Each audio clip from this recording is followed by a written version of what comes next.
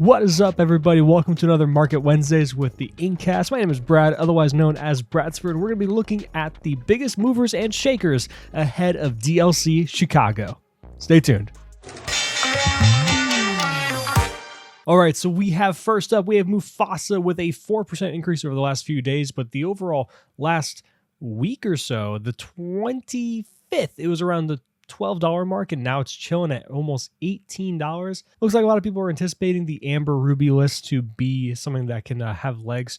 Also, remember, the list that won Atlanta did have some copies of Mufasa as well. That was a Mufasa list when it came down to it. So this is a really cool card. It's one that's going to basically be a card until the end of time, in my opinion, unless we get a strict upgrade of this effect. But yeah, this is definitely going to be a player. You're going to see it a lot in Chicago if you're going. If you want to pick it up, hurry.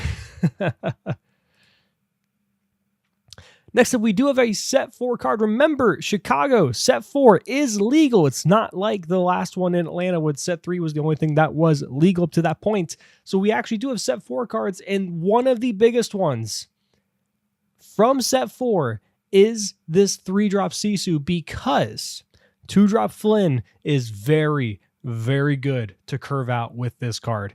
Having a card that's on average 5-6 power and just say, hey, I'm cool with gaining 3 lore to start every turn thanks to Flynn.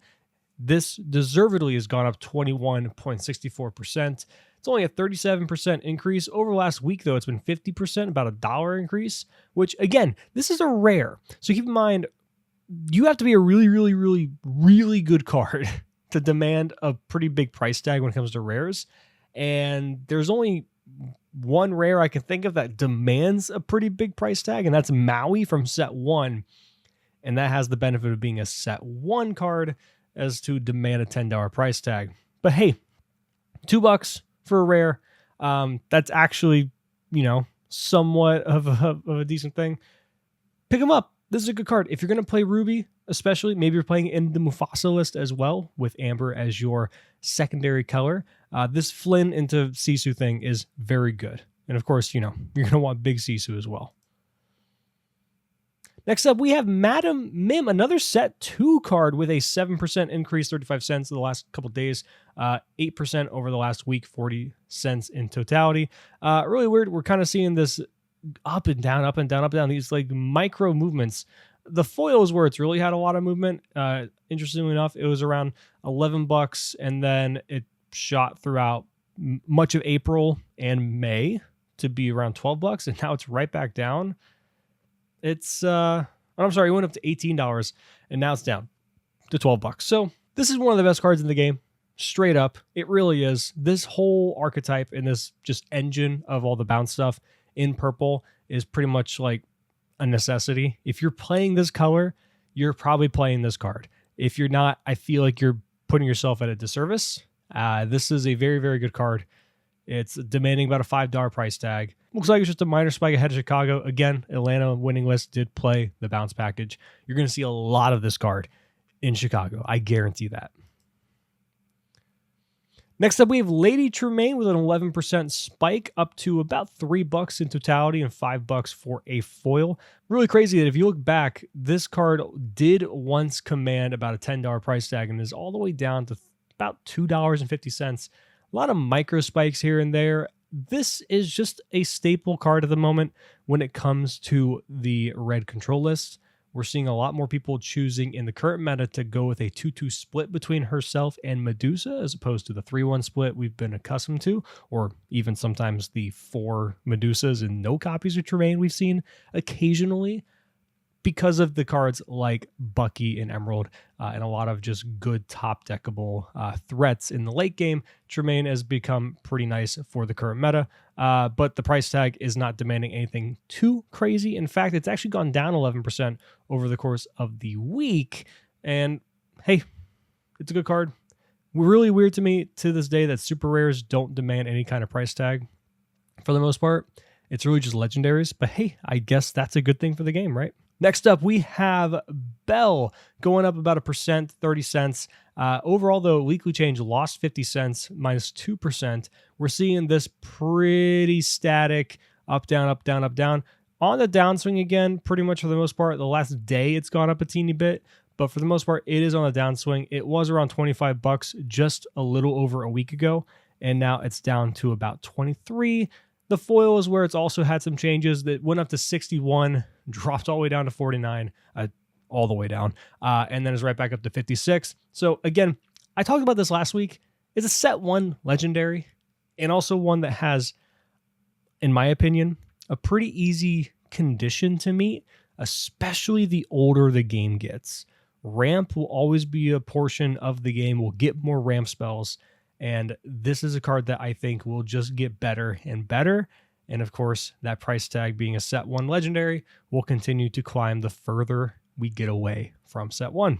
So she's been consistent throughout the last few months, pretty much all of 2024, around the $25 to $20 price tag. If you have any inclination to get Belle's, I'm telling you, frankly, any inclination to get any set 1 legendaries, now's the time. This is the most consistent we've seen them for the last few months. And I think once we enter 2025, they're going to just continually go up and up. They'll eventually plateau at a certain point, but I do foresee them going up quite a bit. My reasoning for thinking that is like coming from Magic. I look at core sets a lot, and core set mythics are ones that always have the potential to just be randomly expensive for no reason.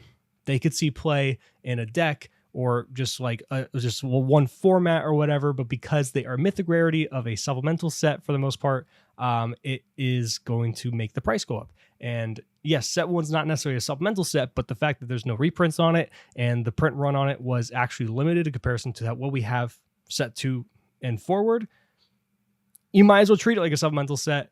And that's where I come in for the investment idea. You should get these cards. It's the long story of it.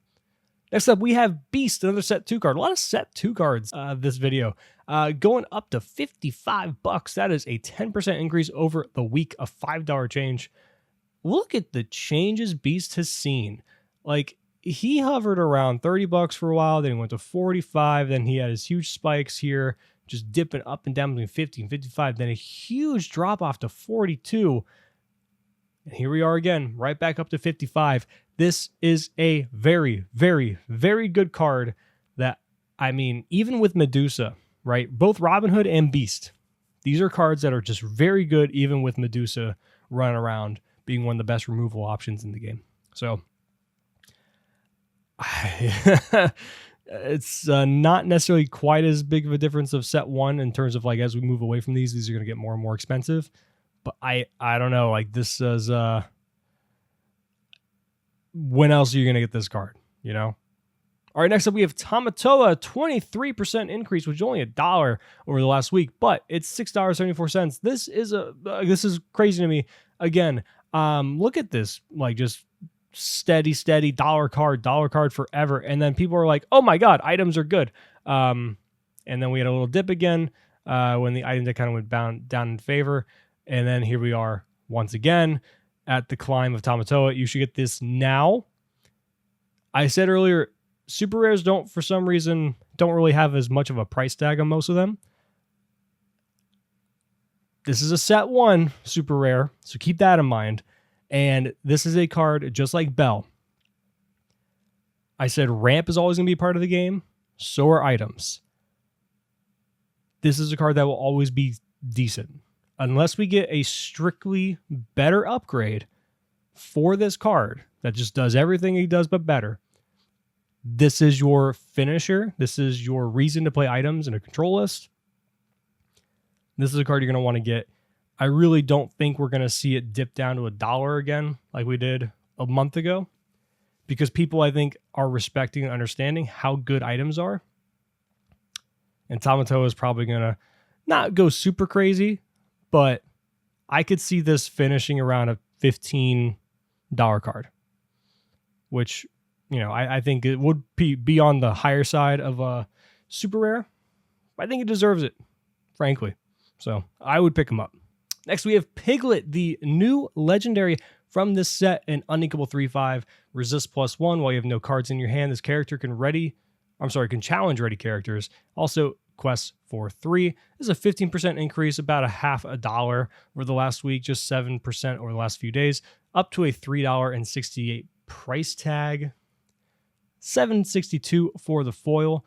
This one actually pre-saled a bit higher at like $4, but really, it's weird. Like, this is a legendary that I think has legs, but the problem is, on paper, you're like, this is a good card, right? But this 3 power, man, for your 5 costs that doesn't do anything the turn it comes in, dying to Medusa, makes this a questionable card, in my opinion. If you want to have playsets and stuff like that of legendaries, just in case, I don't think this is a bad get for $3, in my opinion. I still think this is a good card, but I think Medusa is a scary card to deal with. And the reason you see Robin Hood and Beast be so effective in such powerhouses in Steel, which this card is also competing with, both of those being inkable, by the way, is the fact that they have Shift. Shift 3 allowing you to play it on 3. Robin Hood especially. Beast, not quite yet. Once we get a 2-drop Beast in Steel, then that's going to be something we can consider. But being able to just drop it immediately and get value out of it is what makes those 5 drops so good, and the reason that the 3 power to Medusa isn't as big of a downside. Piglet, on the other hand, doesn't do anything on entry, has to survive a turn, swing back to you, and then you can do stuff with him. For now, it's just, man, as long as Medusa exists, and even Brawl with Ice Block, this card is going to have a tough time beating out things like Robin Hood and stuff like that. All right, we have Jafar at the next one when it comes to an increase of 2%, just 25 cents, but it's actually been a 3% decrease over the last week. Yeah, $8 for Legendary. I feel like Ravensburger is going to be a bit hesitant to strictly print cards like A Whole New World. Even Second Star from the Right has the Sing Together mechanic, but, it takes a little bit to get it to work. It's still 10, and it's a draw 5. We are going to get card draw. I like Jafar. So on one hand, I think $8 for this of a card that has the potential to get better, because all it takes is for him to find a good home in a solid control list that just has a combo finish, right? That's all it is. Like, if he can just be a playset of himself, a playset of the draw spell that's like a Whole New World type of card, and then the rest of the list is just good control stuff, then we have like a Splinter Twin situation for those of you that come from Magic. And this can be a very, very good card. So in that sense, $8, I say why not?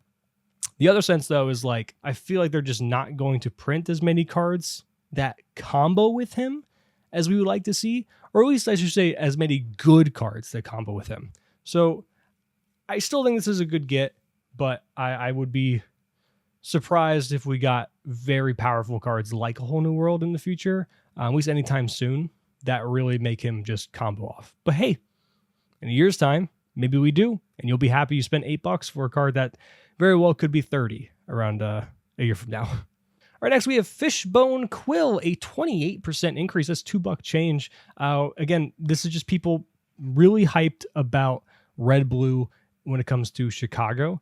And any item list, any control list is going to want to play a bunch of these cards as set 1 rare, so there's a limited quantity of them out there. So yeah, this is going to, in my opinion, this perfectly is reasonable for the price increase. Maybe post Chicago, you're probably going to see this dip right back down to about $4, I think. I think that's probably reasonable. It's been slowly climbing up for the last few... it's been slowly climbing up pretty steadily for the last month. So there is that. But I think it's going to go down a little bit again and around to that $5 range. But hey, picking these up are still fine. This is a good card. It's really good for control lists. So, all right. And that is the top 10 growing cards for movers and shakers for this week's Market Wednesday. I hope you guys have fun in Chicago. If you are going, it's definitely going to be a blast. I'm going to probably try to do a stream here on the Inkcast with Default Dan and do some commentary over some games this weekend. But yeah, these are all just good cards. Looking forward to what we're going to have this weekend. Can't wait to see what Set 4 has in store for the meta. And hope you guys enjoyed, and I'll see you guys next week. Bye.